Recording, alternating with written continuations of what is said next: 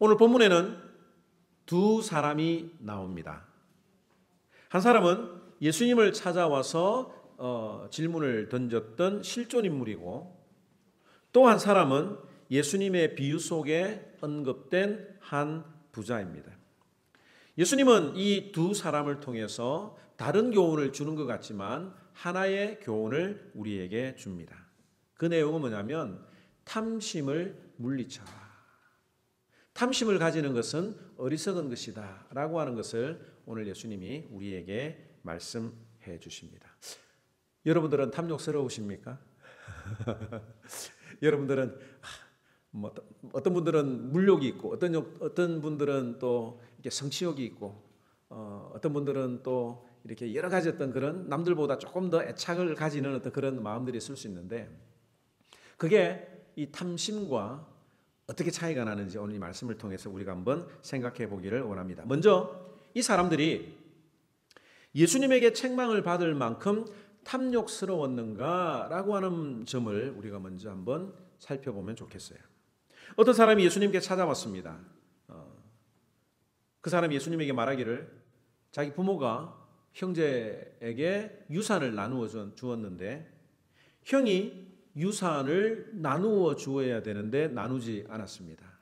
예수님이 우리 형에게 좀 찾아가셔서 나누어 주어야 될 유산을 좀 나누어 주라고 말씀해 주시면 참 고맙겠습니다라는 이런 이야기를 했습니다. 여기 유산을 나누다라고 할 때 이 나누다라고 하는 헬라어는 메로스인데 자기 몫을 받다라는 그런 뜻이에요. 그러니까 나누는 것은 정당하게 자기가 받아야 될 몫을 받는다는 뜻에서 볼 때에 이 동생이 예수님에게 부탁한 그 유산의 분배는 동생이 받아야 할 당연한 몫이었다고 보는 것이 옳을 것 같습니다. 여러분들, 이 사건에서 누가 더 탐욕스럽습니까? 자신의 유산의 몫을 나누어 달라고 요청하는 동생이 탐욕스럽습니까? 아니면 나누어 주어야 할 유산을 나누어 주지 않는 형이 더 탐욕스럽습니까? 아무래도 우리는 예수님에게 찾아와 유산의 정당한 일부를 부탁하는 동생보다 형이 더 탐욕스럽다라고 하는 것에 여러분의 마음이 기울 것입니다. 그렇죠? 또 어떤 부자가 농사를 지었는데 대박이 났습니다. 풍작이 됐어요.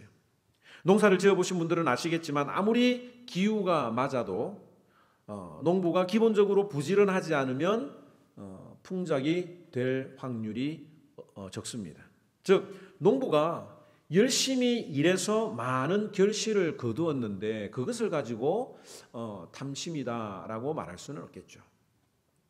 또 이 결실한 농작물을 어떻게 처리를 해야 되지 않습니까? 그러니까 그 처리한 그 수확한 작물들을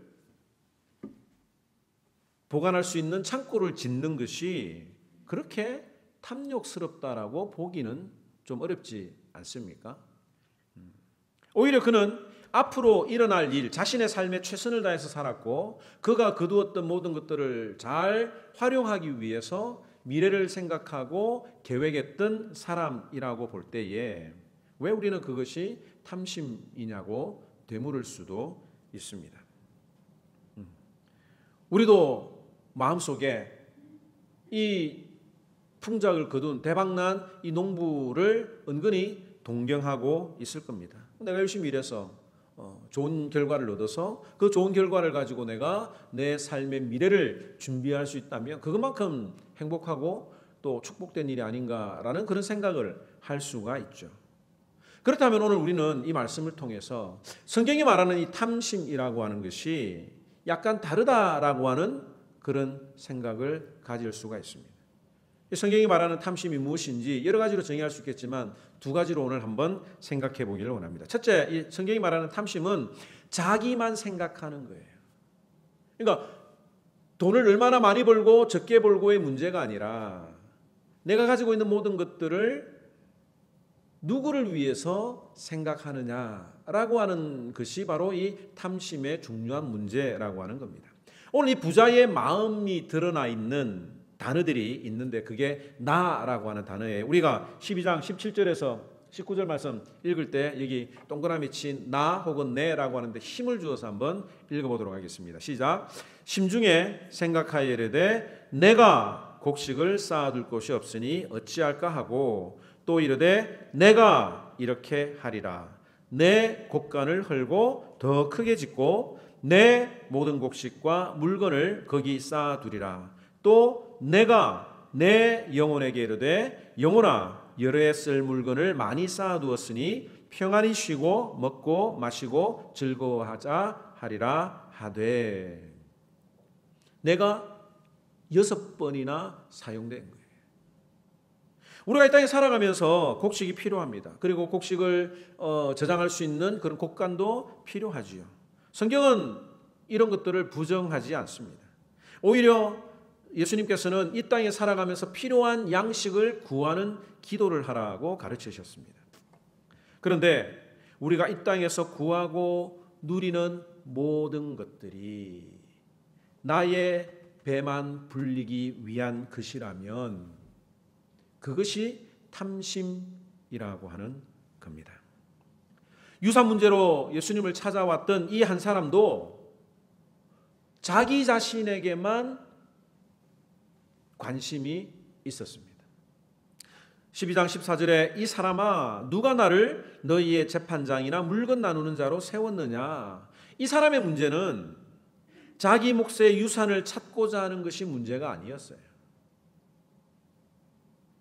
예수님에 대한 생각을 잘못하고 있었다라고 하는 것이 문제입니다. 정당한 유산을 차지하기 위해서는 예수님에게 와야 될 게 아니라 법정으로 가서 그 문제를 해결해야 되는데 예수님이 그런 일을 하는 사람으로 잘못 알았다고 하는 겁니다. 하나님은 예수 그리스도를 우리의 구원자로 세워주셨습니다. 예수님이 이 땅에 오신 이유는 사람의 생명에 관한 문제를 해결하러 오신 거예요.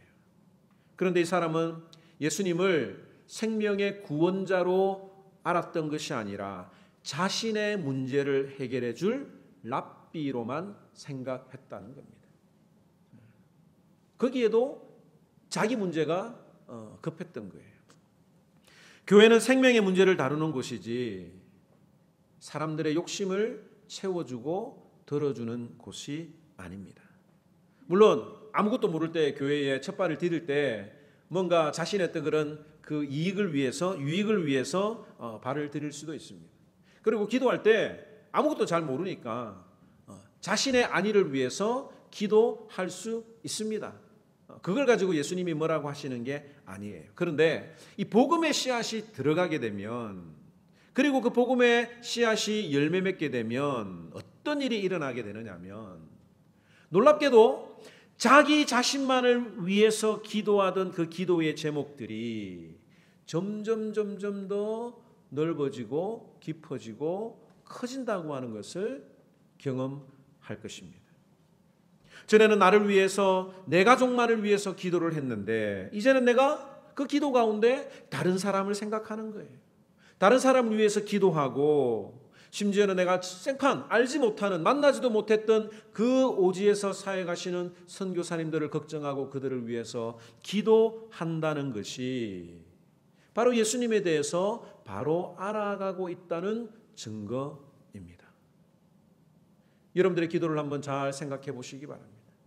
과연 나의 기도가 나의 가족, 나의 아니, 내 주변에 있는 이 몇몇 사람들을 위해서 기도하는 것인지 아니면 내 기도가 넓어지고 내 관심이 다른 사람에게 향해져 있는지 점검해 보는 것이 중요하다고 하는 거죠. 누가복음 12장 22절 말씀 한번 다 같이 읽도록 하겠습니다. 시작. 또 제자들에게 이르시되 그러므로 내가 너희에게 이르노니 너희 목숨을 위하여 무엇을 먹을까 몸을 위하여 무엇을 입을까 염려하지 말라. 먹고 사는 이런 나를 위한 문제 걱정하고 염려하지 말라. 너희들이 걱정하고 염려해야 될 것은 이거라 이거죠. 31절 말씀 함께 큰 목소리를 읽도록 하겠습니다. 시작. 다만 너희는 그의 나라를 구하라. 그리하면 이런 것들을 너희에게 더하시리라. 우리의 기도가 먹고 살고 하는 이런 의식주의 문제를 위해서 기도할 게 아니라 먼저 그의 나라와 그 일을 구하라. 그 다음에 33절 말씀 함께 읽겠습니다. 시작. 너희 소유를 팔아 구제하여 낡아지지 아니하는 배낭을 만들라. 곧 하늘에 둔 바 다함이 없는 보물이니 거기는 도둑도 가까이 하는 일이 없고 좀도 먹는 일이 없느니라. 너희의 소유를 팔아 구제하고 낡아지지 아니하는 배낭을 매라고 예수님께서 오늘 이 12장에서 계속 이야기를 하고 있는 겁니다. 우리에게 필요한 기본적인 소유가 불필요하다는 말이 아니죠. 많이 소유하는 것이 악하다고 하는 것도 아닙니다. 부자라고 해서 다 죄인이 아니에요. 문제는 이 소유가 있어야 행복하다고 느끼는 것이 문제입니다. 소유가 없으면, 내가 많이 가지고 있지 않으면 불행하다고 하는 이 세상의 가치관에 따라 살아가는 것이 탐심이라고 하는 거예요. 누가복음 12장 15절 말씀에 이렇게 이야기합니다. 시작. 그들에게 이르시되 삼가 모든 탐심을 물리치라. 사람의 생명이 그 소유에 넉넉한 데 있지 아니라. 많이 가지고 있으면 내가 살아있는 것 같고, 내가 좀 적게 가지면 위축되고 의기소침하고 내가 뭔가 잘못 살았던 것 같고, 이런 어떤 생각들을 느끼지 않습니까? 예수님처럼 친구가 되어주라고 하는 책이 있습니다. 거기에 런던의 한 백만장자에 대한 이야기가 나옵니다. 2008년에 여러분들이 다 아시는 것처럼 금융위기가 있었죠. 그런데 그 금융위기에서 이 사람은 자기 재산의 절반을 잃어버렸습니다. 그 재산의 절반을 잃었지만 그는 여전히 백만장자였고, 재산의 절반을 잃었다고 해서 고급 요리를 먹다가 보리밥을 먹는 그런 수준으로 떨어진 게 아니에요. 똑같은 부유한 삶을 살았습니다. 그런데 그는 자살을 하고 말았습니다. 왜 그러냐면 이 사람에게 내가 돈을 얼마나 많이 가지고 있느냐, 그 경제계에 재산 서열이 있는데 그 재산 서열에서 밀려났다는 그 수치심이 자기 자신을 혐오하게 만들었고 절망에 빠졌고 자살에 이르기까지 된 것입니다. 이 사람에게 돈이란 내가 이것을 어떻게 써야 할까에 대한 그런 수단이 아니라 그 돈이 자신의 정체성을 나타내는 그런 목적이 되어버렸기 때문에 그 조금 잃었다고 목숨을 끊게 된 거죠. 많이 소유하면 행복하십니까? 적게 소유하면 불행하다고 느끼십니까? 소유의 많고 적음으로 흔들리는 이유는 마음의 탐심 때문이라고 오늘 성경은 말합니다. 리차드 백스터라고 하는 청교도 목회자가 있습니다. 이분이 이런 글을 썼어요. 아주 조금 더 가지고자 하는 탐심 가운데 있는 당신은 그것을 가지고 나면 다시 조금 더 가지고자 할 것이다. 그것을 가지게 되더라도 여전히 더 원할 것이다. 더 좋은 옷을 입고 더 좋은 싹을 받으면 그 다음에는 집을 고치고 땅을 고치고자 할 것이다. 그리고 나면 자녀들을 위하여 더 많은 것을 가지고자 할 테고 결코 만족할 수가 없을 것이다. 딱 이 정도만, 이만큼만 있으면 만족할 것이라고 했지만 그것을 가졌을 때 결국 그들은 더 원했다. 문제는 당신이 얼마나 큰 것을 원하느냐가 아니다. 어떤 이유로, 어떤 목적으로, 그리고 어떤 순위에 따라서 원하느냐가 관건이다라는 이야기를 했습니다. 물질은 우리 삶의 목적이 되어서는 안 됩니다. 우리가 이 땅에 살아 누리는 것들은 우리의 삶을 부유하게 만드는 수단이어야 되는 겁니다. 미국에 사는 분들은 대체적으로 좀 그렇지 않는 것 같은데 한국에는 이 자동차에 대해서 굉장한 애착심을 가지고 있는 분들이 많아요. 상전처럼 이렇게 모시잖아요. 아까워서 어디 타지도 못하는 차를 타고 편하게 내가 원하는 곳으로 가기 위해서 차를 사는데 그 차가 아까워서 비닐도 뜯지 않고 모셔두는 그게 바로 목적과 수단이 잘못되었다라고 하는 겁니다.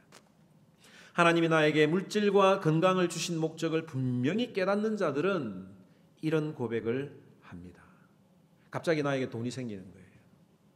그러면 하나님이 이 돈을 하나님 나라를 위해서 쓰라고 주셨구나. 또 돈이 없으면 하나님이 내가 교만해질까 봐 돈을 주시지 않는구나. 이런 태도를 가져야 합니다. 여러분들 다 복권 사고 싶죠? 복권 사도 되면 안 되는 이유가 하나님을 떠날까 봐 하나님이 안 주시는 거예요. 얼마 전에 어떤 분이 우리 교회를 다니는 분은 아닌데 회사에서 큰 금액의 보너스를 받았습니다. 그리고 그 기도하는 가운데 이 돈은 자신을 위해서가 아니라 하나님을 위해서 써야 된다라고 하는 그 기도 응답을 받고 필요한 사람에게 좀 전달해 달라고 하는 부탁을 하셔서 제가 전달해 드린 일이 있습니다. 이분뿐만 아니라 우리 교회 이 섬기는 분들 가운데 알게 모르게 하나님이 주신 이 물질을 나를 위하여 사용하는 것보다 이웃을 위해서, 다른 사람을 위해서 하나님이 사용하시기 원하는 곳에 제대로 사용하고 있는 분들이 많다는 것은 얼마나 감사한 일인지 모르겠습니다. 그러므로 내 마음속에 나의 모든 신경과 집중이 내 거 이것이 바로 탐심이라고 하는 것을 우리가 깨달으면 좋겠어요. 둘째는 하나님이 없는 마음이 탐심입니다. 자, 어리석은 부자는 자신을 향한 계획이 철두철미했습니다. 그런데 그 계획 속에 무엇이 빠졌어요? 하나님의 계획, 하나님의 생각이 빠져 있었던 겁니다. 20절에 하나님은 이르시되 어리석은 자여 오늘 밤에 내 영혼을 도로 찾으리니 그러면 너의 준비한 것이 누구의 것이 되겠느냐. 여러분들이 어떤 일을 계획하고 결정할 때에 하나님이 빠져 있다면, 하나님의 뜻과 하나님의 생각을 고려하지 않는다면 그것이 탐심이라고 하는 겁니다. 직장이나 사업을 준비할 때도 그것을 준비하고 결정할 때에 하나님이 있어야 돼요. 이 사업을 통해서 하나님이 기뻐하실까? 다른 건 몰라도 내가 이 주의를 지킬 수 있는 사업일까? 직장일까? 내가 이 일을 하면서 신앙 양심을 지킬 수 있는 그런 사업장일까? 고민을 해야 되는 겁니다. 집을 구할 때도 교회와 가까워서 신앙생활 잘할 수 있을까? 내가 혹 나태해지지 않을까라는 어떤 그런 마음으로 집을 구하는 자들에게 하나님이 은혜를 베풀어 주시는 거예요. 결혼할 때도 하나님이 기뻐하시는 배우자일까? 이렇게 접근을 해야 되는데 내 욕심에 따라서 내 기준으로 결정을 하면 그것이 탐심이 된다라고 하는 거죠. 여러분들의 계획 가운데, 여러분의 결정 가운데 하나님의 우선순위에 없다면, 고려하지 않는다면 그것이 탐심이라고 하는 것을 우리가 이 말씀을 통해서 배워야 합니다. 만약에 여러분들에게 오늘 이 비유에 나와 있는 농부처럼 대박이 났어요. 대박이 나기를 원합니다. 그런데 그 대박이 나면 그 대박난 사람의 신자들의 태도는 어떻게 해야 됩니까? 여러분들이라면 어떻게 하겠어요? 당연히 하나님 앞에 감사해야 하는 겁니다. 농부가 열심히 일을 했습니다. 그런데 농사를 지어보신 분들은 알지만 열심히 일한다고 해서 또 다 되는 게 아니에요. 작년에 우리 최 장로님이 그 참외가 잘 돼가지고 매 주마다 참외를 먹는 즐거움과 기쁨을 누렸습니다. 생판 먹어보지 못했는 참외 무김치 같은 그 참외 김치도 막 이렇게 해서 먹고 그랬는데 올해는 똑같이 하셨는데 똑같은 땅에 하셨는데 안 된대요. 하나님이 모든 자연 조건을 적절하게 조절해 주시지 않으면 풍작을 하는 것이 불가능하다라고 하는 것을 아는 거예요. 또 아무리 곡식이 잘 익었더라도 태풍이나 홍수를 만나면 1년 농사가 물거품이 됩니다. 그러므로 내가 최선을 다해서 살았지만 보이지 않는 곳에서 나와 함께 하셨던 하나님께 감사하는 것은 하나님이 모든 것들을 주장하고 계신다라고 하는 것을 고백하는 신앙 행위입니다. 이 농부는 이 감사가 없었어요. 그 감사를 통해서 그 모든 것이 하나님으로부터 왔다고 하는 그런 신앙 고백이 없었고, 자기 자신, 자기 계획으로만 가득 찼기 때문에 그것을 탐심이라고 하는 겁니다. 여러분들은 하나님 앞에 감사를 잘 하십니까? 감사한다라고 하는 것은, 감사의 행위는 뭐냐면 내가 누리고 있는 모든 것들이 하나님께로부터 온 것을 고백하는 겁니다. 역대상 29장 14절 말씀은 우리 함께 크게 읽고 잘 기억을 하셨다가 밑줄 그으시기 바랍니다. 역대상 29장 14절 말씀 시작. 나와 내 백성이 무엇이기에 이처럼 즐거운 마음으로 들을 힘이 있었나이까? 모든 것이 주께로 말미암아 싸우니 우리가 주의 손에서 받은 것으로 주께 드렸을 뿐이니라. 하나님이 나에게 모든 것들을 베풀어 주셨는데 그것 가지고 내가 주님 앞에 드리는 겁니다 라고 하는 고백이 진짜 감사라고 하는 거예요. 여러분들이 매주마다 드리는 그 헌금이 왜 중요한지 아십니까? 오늘 아침에 아름다운 모습을 발견했는데요, 그 아이들 둘이 저 헌금통 앞에 앉아가지고 이렇게 다 하면서 쓰는 모습을 볼 때 얼마나 하나님이 기뻐하실까라는 생각을 하는 거예요. 그 액수가 중요한 게 아니잖아요. 적어도 저 앞에 서서 내가 뭔가를 준비한다는 것 자체가 훈련이요, 예배의 아주 중요한 부분이라고 하는 겁니다. 헌금은 하나님을 향한 여러분의 태도, 여러분의 마음을 보여주는 겁니다.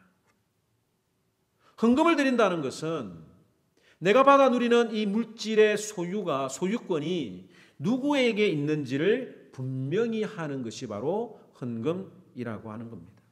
이것을 다른 말로 이야기하면 청지기적인 삶이라고 표현할 수가 있죠. 하나님이 나에게 맡겨주셨다. 그리고 나에게 맡겨주신 것을 잘 관리해서 주인이 달라고 하면 돌려드리는 것. 이것이 바로 청지기적인 삶인데, 하나님은 우리에게 그 감사를 통해서 우리가 청지기적인 삶을 잘 살아가고 있는지, 또 하나님하고의 관계가 어떤지 확인하고 싶으신 것입니다. 여러분들, 하나님은 누구에게 물질을 허락하시겠습니까? 그 받은 물질을 가지고 자기를 위해서 사용하고 시험에 빠지고 하나님을 떠나버릴 것 같은 사람에게는 물질을 주시지 않겠죠. 그런데 나에게 주신 물질을 잘 사용해서 하나님이 원하시는, 하나님이 기뻐하시는 일에 잘 돌려드릴 수 있는 사람에게 하나님이 그 물질을 허락하지 않으시겠습니까? 왜 사람의 마음에 탐심이 생기느냐면 이 관계를 잊어버리는 거예요. 하나님이 나에게 주신 것인데, 하나님의 것인데 내 것으로 생각하게 되면 욕심이 생기게 됩니다. 그리고 욕심이 생기게 되면 다른 사람한테 줄 수가 없어요. 또 그것이 점점 더 심해지게 되면 나는 물질의 주인이 아니라 물질의 노예가 되어버리는 상황에까지 빠지게 되는 겁니다. 그리고 그곳에는 하나님이 들어설 자리가 없다는 거죠. 우리 21절 말씀 다시 한 번 더 고백하도록 하겠습니다. 시작. 자기를 위하여 재물을 쌓아두고 하나님께 대하여 부유하지 못한 자가 이와 같으니라. 오늘 이 말씀을 통해서 우리는 무엇을 깨달아야 하겠습니까? 인간이 어떤 존재라고 하는 것을 우리가 알아야 됩니다. 디모데전서 6장 7절에서 8절 말씀 함께 크게 읽도록 하겠습니다. 시작. 우리가 세상에 아무것도 가지고 온 것이 없음에 또한 아무것도 가지고 가지 못하리니 우리가 먹을 것과 입을 것이 있은즉 족한 줄로 알 것이니라. 우리가 아무것도 가지지 않고 이 땅에 왔고 돌아갈 때도 아무것도 들고 가지 못한다라고 하는 이 인간의 본질을 잊어버리며 살아가는 거죠. 영원히 다 가지고 누리고 할 것처럼 사는 그런 욕심이 우리들 마음속에 있지 않습니까? 빈손으로 왔다가 빈손으로 돌아갈 존재인 것을 기억해야 합니다. 오늘 이 말씀을 통해서 혹 내 마음속에 탐심이 숨어 있지 않는지 한번 점검해보는 시간이 되면 좋겠습니다. 시간의 주인은 누구십니까? 하나님이세요. 그런데 그것을 잊어버리고 살아가는 것이 탐심입니다. 시간의 주인이신 하나님을 고백하는 것이 뭡니까? 일주일 동안 우리가 우리 마음대로 다 살 수 있지만 6일 동안 하루는 주일날은 구별해서 하나님 앞에 예배하는 거예요. 그게 나에게 시간을 주신, 생명을 주신 하나님을 고백하는 신앙 행위라고 하는 겁니다. 반면에 이 주일을 지키고 예배하는 것을 쉽게 생각하고 그 시간마저도 내 마음대로 사용하고 하는 것, 이게 탐심이라고 하는 거예요. 물질의 주인은 하나님이시죠. 모든 것을 허락하신 분이 하나님이심을 고백하는 것이 소득의 11조를 드리는 것인데 10개 다 하나님의 것이지만 하나님의 것임을 고백하는 행위로 그 중에 하나를 떼서 드리는 것이 소득의 11조입니다. 그런데 우리가 물질을 사용할 때 여러분들의 그 소득 성향을 소비 성향을 한번 잘 체크해 보시기 바랍니다. 나를 위해서 먼저 쓰고 다 쓰고 남으면 하나님 앞에 헌금을 해도 부담 없을 정도로 여러분들이 한다면 하나님을 그 정도로 생각하는 것입니다. 헌금 많이 하라는 이야기가 아니에요. 제가 한 번도 여러분들에게 헌금을 강조한 적은 거의 없습니다. 그러나 예배와 헌금을 통해서 하나님과의 관계를 점검하라는 것이 오늘 이 말씀의 키포인트입니다. 그 하나님과의 관계가 틀어져 있다면 하나님의 관계가 틀어져 있는지 안 틀어져 있는지 눈에 안 보이잖아요. 그것을 볼 수 있는 가장 기본적인 것이 예배하고 하나님 앞에 헌금하는 거예요. 그 외에 다른 것들도 있겠지만 그 관계가 틀어져 있는 것이 뭐라고요? 탐심이다라고 오늘 성경은 이야기를 합니다. 나의 마음이 너의 마음이 어디에 있느냐? 누가복음 12장 34절 말씀 크게 읽도록 하겠습니다. 시작. 너희 보물이 있는 곳에는 너희 마음도 있으리라. 다시 한 번 더 시작. 너희 보물이 있는 곳에는 너희 마음도 있느니라. 네 마음이 어디 있느냐 증명해보라고 하는 하나님의 말씀이죠. 오늘 이 말씀 듣고 참 마음에 부담되네. 목사님 이렇게 이야기해서 또 나를 또 힘들게 만드네. 이런 생각하시지 마시고요. 오늘 목사님을 통해서 이 메시지를 통해서 내 마음의 탐심을 치료하시는 성령 하나님의 말씀으로 받아들이는 저와 여러분들이 되기를 주님의 이름으로 축원합니다.